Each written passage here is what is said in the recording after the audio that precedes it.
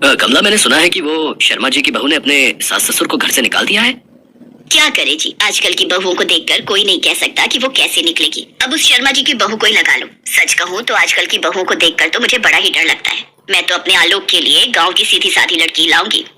आजकल लड़कों का भी कुछ भरोसा नहीं। शहर में नौकरी करता है, न जाने कभी किसी शहरी मैडम को ही ब्याह कर ले आए।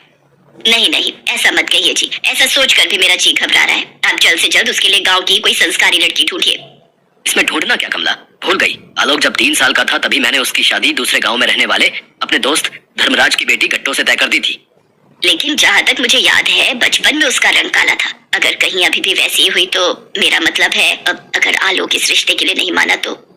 अब कोई माने या ना माने, मेरे बेटे की शादी उसी के साथ होगी। मैंने अपने मरे हुए दोस्त को वादा किया है और अब मैं अपने वादे से पीछे नहीं हट सकता। हस्तिनापुर गांव में रहने वाले राजेश्वर ने अपने बेटे की शादी बचपन में ही तय कर दी थी। उस लड़की का नाम गट्टो था। वो अपनी माँ के साथ सागरपुर गांव में रहती थी। वो दिखने में काली थी। उसकी चोटी टेढ़ी होकर ऊपर की तरफ खड़ी रहती थी, जबकि आलोक दिखने में गोरा चिट्टा लंबे कद वाला हैंडसम लड़का था, जो कि मुंबई शहर में नौकरी करता था। एक रोज जब आलोक 1 हफ्ते की छुट्टी लेकर गाँव आता है तो उसके पिता उससे गट्टो का जिक्र करते हैं और उसकी शादी गट्टो से करवाने के लिए कहते हैं। नहीं बाबूजी, मैं ये शादी बिल्कुल नहीं करूंगा। बचपन में तय किए गए इस रिश्ते को मैं नहीं मानता। मुझे शहरी लड़की से शादी करनी है। गांव की लड़की से शादी करके मुझे अपनी जिंदगी खराब नहीं करनी। उसके इनकार करते ही राजेश्वर को सदमा लगता है और हार्ट अटैक से उसकी मौत हो जाती है। अपने पिता की आखिरी इच्छा को पूरा करने के लिए आलोक गट्टो से शादी कर लेता है। एक रोज वो आलोक को शेविंग करते हुए देखती है, जिसे देख उसे लगता है कि ये गोरे होने की क्रीम है और वो सोचती है, ओह तो ये है वो क्रीम जिसको लगाकर आलोक जीत में गोरे हुए हैं। अब तो मैं भी इसे लगाऊंगी।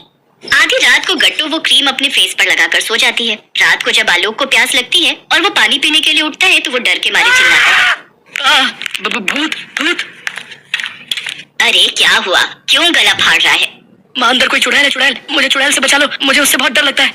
तभी गट्टू बाहर आती है। उसे देख कर चिल्ला पड़ते हैं, अरे माँ, मैं हूँ आपकी बहू गट्टू। गट्टू कभी खाना बनाती तो या तो सब्जी जला देती है, तो कभी प्रेस करते हुए आलोक के नए कपड़े जला देती। उसकी हरकतों से आलोक परेशान हो जाता है और कुछ दिनों बाद वो वापस अपनी नौकरी पर चला जाता है। लेकिन शहर पहुँचने के बाद वो एक बार भी गट्टू को फोन नहीं करता और न ही उसकी खबर लेता। गट्टू ने अपनी सास से इतने दिनों में बढ़िया खाना बनाना सीख लिया, साथ ही घर के सभी काम सलीके से सीख लिए। लेकिन वो कुछ दिनों से उदास रहने लगी। उसे उदास देख कमला ने उससे कहा, क्या हुआ गट्टू बहू, आलोक की याद आ रही है क्या? जी माँ जी। तो तू उसके पास शहर क्यों नहीं चली जाती? देख, अभी तुम दोनों की नई नई शादी हुई है। जितना एक दूसरे के साथ समय बिताओगे उतना अच्छा रहेगा और तभी तो मैं भी जल्दी से दादी बन पाऊंगी। क्या माँ जी, आप भी? ठीक है, आप कहती हैं तो मैं कुछ दिनों के लिए शहर चली जाती हूँ, लेकिन मैं आपको अकेले छोड़कर नहीं जा सकती। आप भी मेरे साथ चलिए। अच्छा अच्छा ठीक है। उधर शहर में आलोक को अपनी ही कंपनी की मैनेजर नैना से प्यार हो जाता है और वो उसके साथ शादी करके उसके घर में ही रहने लगता है। नैना मॉडर्न, बोल्ड और खूबसूरत शहरी लड़की थी। वो अपने माँ बाप की इकलौती बिगड़ी हुई लड़की थी। आलोक उसके साथ अपनी लाइफ एंजॉय कर रहा था। गट्टू अपनी सास कमला के साथ बस पकड़कर शहर पहुँच जाती है और वो आलोक के बताए हुए पते पर पहुँचती है, जहाँ पहुँचकर उन्हें पता चलता है कि आलोक अब वहाँ नहीं रहता। कि तभी आलोक अपनी कार से घर जा रहा होता है और उसकी नजर उन दोनों पर पड़ती है। माँ, आप दोनों यहाँ क्या कर रही हो? हाँ, आलोक, हम सुबह से तेरा घर ढूंढ रहे हैं, लेकिन जो तूने पता दिया था उन्होंने कहा तू अब वहाँ रहता ही नहीं है। हाँ माँ, अब मैं कहीं और रहता हूँ। आलोक उनको अपने साथ घर ले जाता है, जहाँ नैना हाथ में वाइन का गिलास लिए उससे पूछती है, अरे आलोक, ये इन 2 जोकरों को कहाँ से उठा लाए? सर्कस गए थे क्या? नैना, ये मेरे दोस्त की माँ और बीवी है। काम की तलाश में गाँव से आई है और हमारी मेड भी तो गाँव गई है ना, तो तब तक इन्हें ही काम पर रख लेते हैं। आलोक की बातें सुनकर कमला और गट्टू हैरान रह जाती है। आलोक उन्हें अकेले में जाकर समझाता है, माँ, ये मेरी बीवी है और मैं इसी के घर में रहता हूँ और जब तक आप दोनों यहाँ हो अपना मुंह बंद रखना, नहीं तो अपने बेटे का मरा हुआ मुंह देखोगी। गट्टू और कमला चुपचाप उस घर में रहकर घर का सारा काम करते। ऐसे ही कुछ दिन बीत जाते हैं और फिर एक रोज, हे राम, इतने सारे बर्तन! जब उस बड़ी सी मशीन में कपड़े धुल सकते हैं तो फिर ये बर्तन क्यों नहीं? मैं एक काम करती हूँ, अभी के अभी जाकर वो सारे बर्तन धो देती हूँ। गट्टू वो सारे बर्तन वॉशिंग मशीन में डाल देती है और मशीन में से जोर जोर से धड़ाम धड़ूम की आवाज आने लगती है और फिर एक जोरदार आवाज के साथ वॉशिंग मशीन की मोटर चल जाती है। हे यू इडियट, तुम्हें किसने कहा इसमें बर्तन धोने को? गंवार कहीं की हमारा नुकसान करवा दिया। लेकिन मुंबई शहर में काम वाली आसानी से मिलती नहीं है, जिस वजह से नैना उसे घर से नहीं निकालती। रिसेशन के चलते आलोक की नौकरी चली जाती है और वो भी घर पर ही रहता। नैना एक शाम ऑफिस से थकी हारी घर आकर सोफे पर बैठ जाती है और फिर आलोक को बुलाकर उससे कहती है, आलोक डार्लिंग, मेरे जूते उतार दो प्लीज।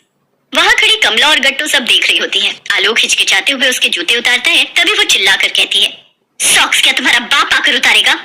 बेचारा आलोक शर्मिंदा होकर वो सब कर देता है। जहाँ नैना हर वक्त आलोक का तिरस्कार करती तो वहीं गट्टू आलोक का खूब ख्याल रखती। धीरे धीरे आलोक के मन में नैना के लिए नफरत और गट्टू के लिए प्यार जागने लगा। एक दिन कमला ने गट्टू से कहा, बहू, अगर हमें अपने पति को अपनी ओर आकर्षित करना हो तो घर के काम के साथ साथ खुद पर भी थोड़ा ध्यान देना चाहिए। इतना कहकर कमला गट्टू को पास के पार्लर में ले जाती है, जहाँ वो उसका मेकओवर करवाती है और उसकी टेढ़ी चोटी अब लंबे खुले चमकदार बन गए थे। अब वो काफी सुंदर दिखने लगी। आलोक ने जब उसे ऐसे देखा तो वो उसे देखते ही रह गया। अगले दिन करवा चौथ होता है। गट्टू आलोक के लिए व्रत रखती है, जबकि नैना ने व्रत नहीं लिया होता। ये व्रत का ढोंग किस लिए गट्टू, और वो भी उस आदमी के लिए जो तुम्हें छोड़कर भाग गया? अरे मैं तो कहती हूँ ऐसे आदमी को बीच चौराहे पर गोली मार देनी चाहिए। नहीं नहीं मेम साहब, ऐसा मत कहिए। वो बुरे हैं, भले हैं, जैसे भी हैं, मेरे पति हैं। बुरा है, भला है, जैसा भी है, मेरा पति मेरा देवता है। हो मेरा पति मेरा देवता है। शाम को कमला गट्टू से कहती है, बहू देख तो चांद निकल आया है, अब व्रत तोड़कर कुछ खा ले बहू। नहीं माँ जी, जब तक वो मुझे अपने हाथों से पानी नहीं पिलाएंगे मैं कुछ नहीं खाऊंगी पीऊंगी।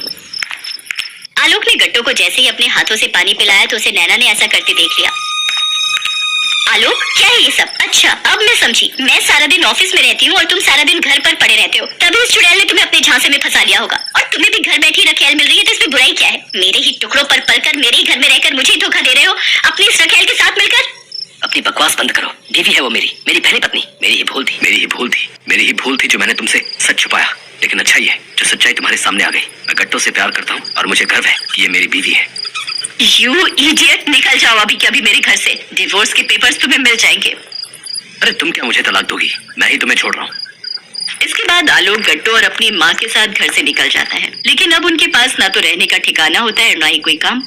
आलोक जी, मैं सोच रही हूँ कि क्यों ना हम खाने का एक ठेला लगाएं। मुंबई शहर में ज्यादातर नौकरी पेशा लोग अपने परिवार से दूर रहते हैं और वो सभी बाहर का खाना खाकर बोर हो जाते हैं। तो अगर हम अपने ठेले पर घर का बना खाना बनाकर बेचेंगे तो वो सबको बहुत पसंद आएगा। गट्टू का आइडिया काम कर जाता है। वो अपने ठेले पर राजमा चावल, कढ़ी चावल और दाल रोटी सब्जी बनाकर बेचने लगती है, जिससे उसे खूब मुनाफा होता है। और कुछ ही दिनों में वो और आलोक मिलकर खुद का एक रेस्टोरेंट खोल लेते हैं। साथ ही शहर में अपना एक घर भी ले लेते हैं। आलोक नैना को तलाक देकर खुशी खुशी गट्टू और कमला के साथ रहने लगता है। मम्मी, ये कुकर तो बहुत बढ़िया है। इसमें पुलाव कितना खिला खिला बनाया है महिमा भाभी ने। माँ, मुझे भी ऐसा ही कुकर लेना है। इस दिवाली आप मुझे उपहार में ऐसा ही कुकर देना। हाँ हाँ ले लेना। तो महिमा के साथ आज शाम को ही जाकर ऐसा कुकर ले आना। माँ, एक काम करो, भाभी का कुकर तो 5 लीटर का है ना, आप मेरे लिए 8 लीटर वाला मंगा देना। सपना बेटा, तुम्हारे दहेज में हमने 3 लीटर, 5 लीटर और 8 लीटर के कुकर दिए तो थे। अभी तो वो नए होंगे। अरे तो क्या हो गया, और एक खरीद भी देंगे तो। हमारी इकलौती बेटी है। सपना का स्वभाव लालची था। अपने पास चीज होते हुए भी मन ना भरने वाली बात। इसीलिए वो जब देखो मायके आकर कोई ना कोई डिमांड कर ही देती थी। पर महिमा का स्वभाव बहुत ही मिलनसार था। वो बात को संभालना जानती थी। रहने दो माँ, कोई जरूरत नहीं है। पापा तो सोचते हैं मैं लालची हूँ, पर मुझे किसी चीज का कोई लालच नहीं है। मैं तो अपना घर समझकर चीजें मांग लेती हूँ, वरना मेरे ससुराल में भी कोई कमी नहीं है।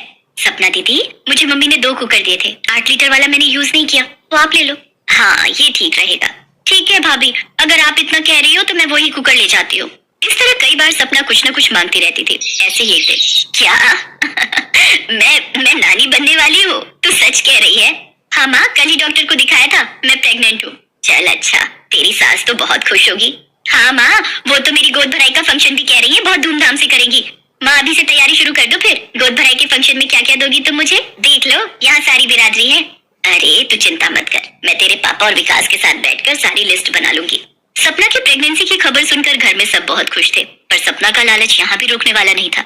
एक दिन जब वो अपने मायके गई, क्या हुआ सपना, तू परेशान क्यों है? तू तो आज डॉक्टर के पास जा रही थी ना? जाना तो था मम्मी, पर गाड़ी में तो टाइम लगता है, और वैसे भी डॉक्टर का क्लिनिक गलियों में जाकर है तो गाड़ी अंदर नहीं जा सकती थी। बाइक ले जाने लगे तो बाइक खराब हो गई। मुकेश की बाइक बहुत पुरानी हो गई है और हाथ में इतने पैसे नहीं है कि मुकेश नई बाइक ले सके। और आपको पता ही है, वैसे भी अभी बच्चा होगा तो बहुत खर्चे होंगे। रिक्शे पर जाने से सासू माँ ने मना कर दिया कि गड्ढों में मुझे ठोकर लगेगी, इसीलिए आज की अपॉइंटमेंट कैंसिल कर दी। अब मैं पापा से तो कह नहीं सकती कि इनके लिए नई बाइक ले लो, पर तुम्हें तो कह सकती हूँ। तुम एक बार पापा से बात करके देखो ना, अगर वो मुकेश को एक नई बाइक खरीद कर दे दें। अरे कैसे नहीं खरीद कर देंगे, अब अपनी बेटी को परेशानी की हालत में थोड़ी देख सकते हैं। तो चिंता मत कर, मैं तेरे पापा को बोल दूंगी। सपना अपनी गोद भराई के फंक्शन को लेकर कुछ ज्यादा ही उत्साहित हो रही थी। वो बार बार कोई ना कोई डिमांड करने के लिए अपनी माँ को फोन मिला देती थी। माँ, फंक्शन में तुम सब टाइम पर पहुंच जाना। पता है आज क्या हुआ? क्या हुआ, तू ठीक तो है ना? हाँ माँ, मैं बिल्कुल ठीक हूँ। सुनो तो, ऐसे ही आज मैं जब सासू माँ के साथ बैठी थी, मुझे तो लगता है सासू माँ कहीं ना कहीं मुझे ही सुना रही थी कि उन्होंने ननद जी की गोद भराई फंक्शन में सोने का सेट चढ़ाया था। एक काम करो ना, विकास भैया के साथ जाकर किसी सुनार की दुकान से अच्छा सा सोने का सेट अगर मिल जाए तो। विकास आ जाए शाम को दुकान से, फिर उससे बात करती हूँ। सपना ने अपनी गोद भराई के फंक्शन में सोने का सेट, बाइक और ना जाने क्या क्या डिमांड रखती थी। बेटी थी तो मना करते भी नहीं बनता था। पर एक सुबह जब विकास सोकर उठा, जी शर्मा अंकल, नमस्ते। क्या हुआ विकास बेटा, तुम परेशान क्यों हो गए? पापा, शर्मा अंकल का फोन आया है, हमारी दुकान का शटर खुला हुआ है, हमारी दुकान में चोरी हुई है। सब लोग दुकान पर पहुंचते हैं। गले में से रुपए गायब है पापा। बाकी किसी भी सामान को हाथ नहीं लगाया गया है। ये काम जरूर किसी दुकान के नौकर का ही है, जो इस बारे में जानता था कि गले में रुपए रखे हुए हैं। दुकान पर आज सारे नौकर आए हैं, पर चंदू गायब है। कल रात को ही उसने फोन किया था कि वो अपने गाँव जा रहा है। इसका मतलब उसने रात को चोरी की और सुबह यहाँ से भाग गया। पापा, अगर आप कहो तो पुलिस को एक बार खबर कर देते हैं। नहीं बेटा, पुलिस को खबर मत कर, इस बात को यहीं दबा दे। वैसे भी सपना के डिलीवरी का पूरा टाइम चल रहा है, उनके घर में फंक्शन है, और अगर हमारे घर में इस तरह से चोरी के बारे में उन्हें पता चलेगा तो उनके रंग में भंग डल जाएगा। अच्छा नहीं लगता। अब जो नुकसान होना था हो गया, आगे से ध्यान रखना।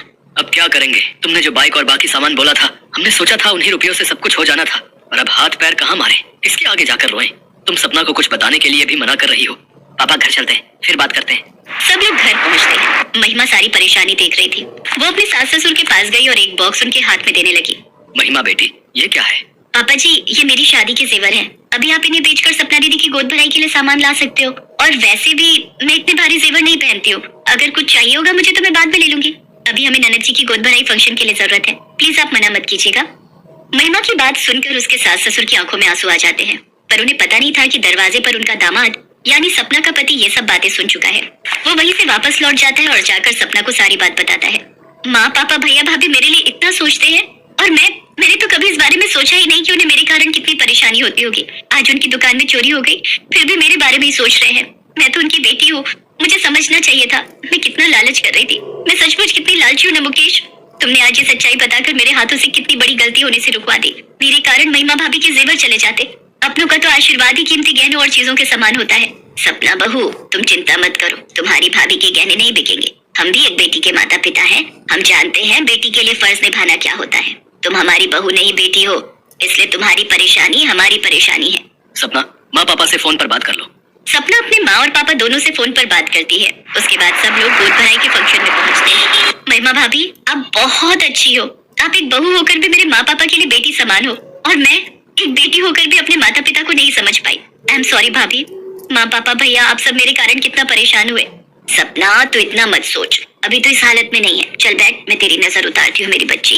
सब लोग धूमधाम से सपना की गोद भराई का फंक्शन अटेंड करते हैं। सपना के चेहरे पर खुशी देखकर सबके चेहरे